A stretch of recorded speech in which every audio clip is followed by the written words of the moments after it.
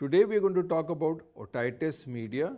Otitis media is an important consideration in pediatric age group, especially for parents who are young and they have children, and they need to be aware of the fact that this child, who's growing child, can have problems because of otitis media. I am Dr. Sanjay Sachdeva. I am a practicing ENT consultant presently working as Principal Director ENT at Max Healthcare, Saket. And this is an important topic that we are going to discuss not only in adults but in children as well.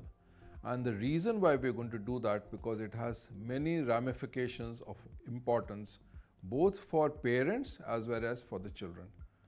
Otitis media, if we see, is a name which is self-explanatory.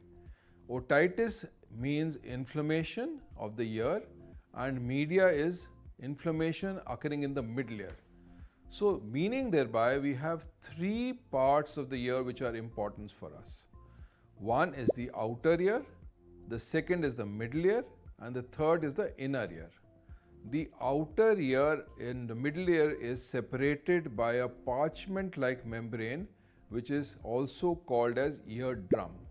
So sound, when it is transferred into the external ear, hits the tympanic membrane or the eardrum, as it is called, vibrates it, and this vibration is transferred into the middle ear.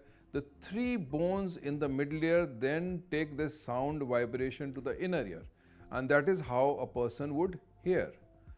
Middle ear inflammation in pediatric age group or in children becomes very important because it has two kinds of major presentations. One is an acute condition of the middle ear where the pain would be a very important factor. A child would get up early in the morning crying with pain.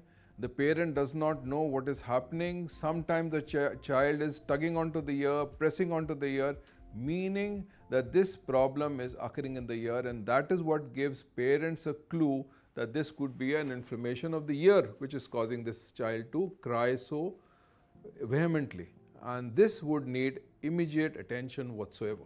So the second presentation of otitis media can be a quiet buildup of fluid in the middle ear.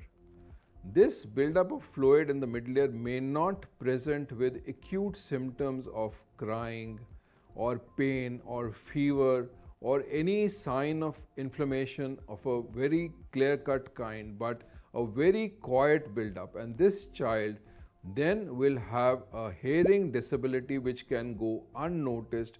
If acute otitis media is not taken care of in this age group between 6 months and 5 years, it can lead to a lot of issues in terms of getting the eardrum perforated, because the pus is collecting in the middle ear space of a child which is very small, and the pressure buildup is so much, then it has to be given out and the eardrum bursts and the pus comes out and the child gets better. But then that results in a perforation of the eardrum and then hearing impairment which is occurring because of lack of tympanic membrane being intact.